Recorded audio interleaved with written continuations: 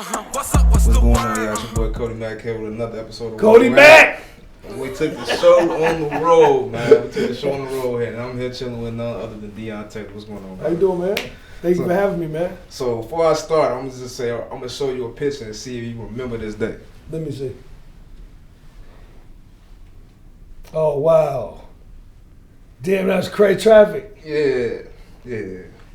Man, that's crazy right here. Yeah, you and Laz. What year was that? This was 2018. You and Laz came out here. Look at you. The traffic. Yeah, that's my. Wow, that was crazy. That boy been out here grinding, man. Yeah, man. And I remember that. Yeah. So you was that day you gave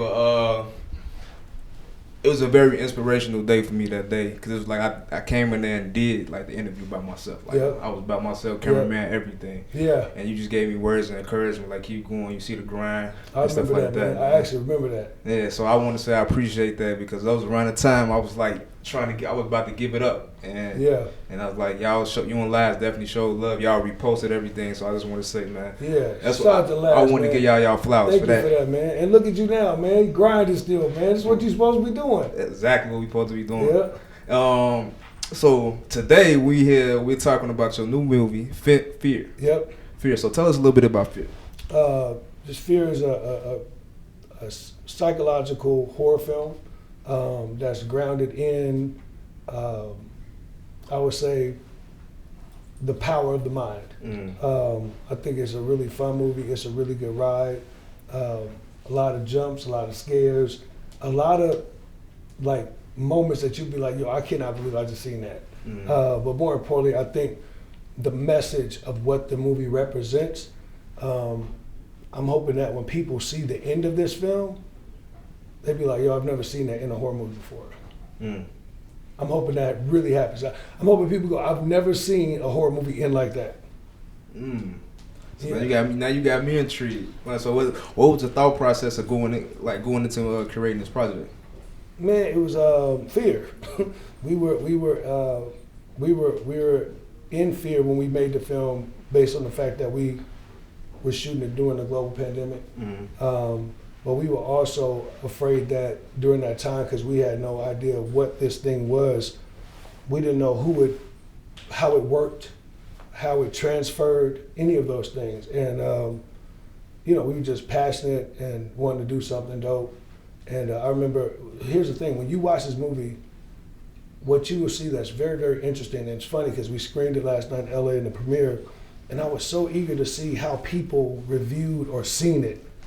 And what's interesting about the movie is every frame of the film, and you remember I told you this, when we say cut, every actor runs to a different corner of wherever they were at. And the reason they had to do that, I've had a whole bunch of conferences with them in between. They was like, man, Deon, you think I got sick?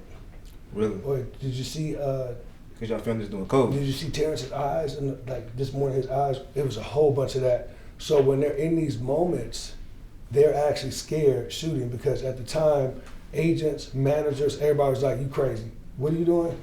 They're like, I'm trying to shoot. So it was a lot of that. So I think it really gave the film an interesting feel. When you watch it, you're gonna be like, damn, I remember this. I remember when someone coughs, everybody go, like, literally. Even now, today, if you have the right type of cough in the right room, I'm gonna be like, yo, what was that? Who was that? What type of sneeze was that? You know what I mean? So this is gonna be really dope that way. Okay. Yeah. So one thing I wanna ask you about this film, because this is a horror movie. Yeah. Right. So is it a supernatural horror movie? Is it a horror movie where it's a killer? Like, what's the... That's good. It's all of them. All of them? You know why? Because the movie deals with the conscious. So whatever the mind can make will be present in this film. Okay. So it's good. It's good that way. Okay, because the reason why I asked that is because all the films yours that I've watched, you make your films where it's like I can see myself in them. Yeah. It's like real life situations. Even Meet the Blacks being a comical thing, but it's like it could be a real life situation. Man, we all know Carl Black. You know what I mean? Like that. Like My episode great. That movie's so classic to me because we all know that dude. That didn't hustle, lied, you know what I mean? Did all kind of stuff, scammed a whole bunch of people. I just thought, how funny would it be if all the people he scammed came and purged him? You know what I mean? It's the dude that be lying all the time. You know what I mean? And I'm like, yo, this dude did lied and hustled a whole bunch of people, got the bag and moved. And yeah, it's grounded in something real. And you're right, man. And even with Traffic, our first, I caught a lot of every movie I make. Critics slam it early. Really? Everyone. Critics slam it early. Audiences give it 100. And the reason that it is like that is because they don't understand our world. I'm speaking to you. I came from Gary. I lived in housing projects. I know what it is to have I've been in that world. So when I shoot from a real place. So, Traffic was dope because what made that movie move differently, what people was like, yo, that's an interesting movie, man, was I was explaining to you and the audience that unlike Taken, where we have to go to another country to see trafficking is really right here in the hood. Chicago is one of the biggest trafficking hubs in the world. Really? Oakland, LA, South Central, a girl being pimped is trafficked. Right? So a girl that goes from Oakland and the pimp takes her to Vegas and now she's just trafficked. So what that movie did was, it was like, no, look, this is how it works right here. Paula Patton falls right into a trafficking ring where girls are being taken up and down the freeway right in this area. And people's like, man, is that real? I was like, yes, the most trafficked people in the world, women in the world, are black and brown women in urban cities, period. So it takes these people a while to catch on to the reality of what I'm really putting in the film. This movie, Fear, I'm eager to see what's going to happen based on the fact that I broke all the rules that they normally want us to play by. Like I said, the end of the film, spiritually, you would be like, whoa, did he really do that? And it's going to really put a lot of pressure on a lot of people that don't want to see the reality of the world that we live in. Yeah. I want to kind of unpack what you just said earlier. You say the critics slam your movies, all your projects before they release. Why do you think that is? They don't understand me. I'm not. I'm you. I didn't come from a film school, and I never made a short where everybody's like, oh my God, it's brilliant filmmaker we've ever seen. Give him Avengers. You know what I mean? I'm not that. I made my own stuff, and I built it my own way, and I came up a completely different way, and I've been consistent. And that's a little bit scary, man, to an industry. And, especially now, like me doing what I'm doing, in this world, in this marketplace, is like, wait, he's doing what? Because I'm basically telling you that you can do it too. And there's not a lot of Deons, right? Like, it takes me a minute to understand that. Like, it took me a very long time. My friends, my cut, they had to be like, man, let me sit you down, explain. And I'm like, man, and I'm like, it took me a long time to realize, oh no, you're making films by yourself, distributing films by yourself, into the box office by yourself, and competing and beating sometimes their movies. That's a threat. So, at times we have to take it easy, we have to understand, and we're not militant at it. The only reason that we do this is because no one will give us a chance. And you know what's crazy? That's what I was going to get at, because it's like we was having this similar talk in 2018 when we first met and talked. And it's like, fast forward 5 years later, you would think with all the success you have, like somebody would have took a chance on you and helped you amplify your voice. Oh man, you would think that, right? Yeah. I would think that too. I mean, we got over almost $200 million in box office receipts independently. I would think that somebody would be like, damn, let's get him. Be surprised, man. No. A lot of offers, a lot of things, but it also allows me now to pass on things that I normally would have taken, because I look at things completely different. I'm like, why would I, go shoot that movie and make that amount of money that you're offering me when I can make the movie for that amount of money and own it and make 20x that by growing my own library and creating and owning my own stuff. So it has to be a really cool, project for me to be like, and I'm signed on 3-4 studio projects that I think are really great. John Lewis being one, which is at Participant, which I'm excited about. Okay. Free Agents, which is at TriStar. Sony, which my biggest and best project. There's a few things where I'm like, I'm doing that, you know what I mean? But yeah, man, it's not like I'm getting ready to do the Avengers, you know what I mean? And I can name several black filmmakers that have credibility, box office, know-how, but yet they're overlooked every time based on the fact that I have no idea what they're looking for, you know what I mean? Mm-hmm. But I have watched lesser people get these jobs where I'm like, damn, I wouldn't mind doing that. And I'm overqualified for it, you know what I mean? So we'll see. Well, I want to say there's two names that I love to see in credits and I love to support when they directed something. It's yours and Carl C. You know? Thank you, Carl. Big shout out to Carl, man. Yeah, Carl. I think Carl's in Africa right now shooting something. Good dude, man. Carl has become iconic in the TV space. Yes, he's doing stuff. Super dope. I was never in TV. Mm-hmm. Power, 50 Cent, and Joe was the first people to actually introduce me to television. Was interested, but never could get into that space and just kept making movies. And one day I got a call and it was 50 and he was like, yo, you want to come shoot the season finale of Power? And I'm like, no. Yeah, man, what time I got to be there? And that's how that started. And it's interesting because when I came, Carl was just finishing, I think episode 9 when I came to do 10 and we got a chance to meet here in Chicago. And just a good brother, man. We keep up and I love his work. Yeah.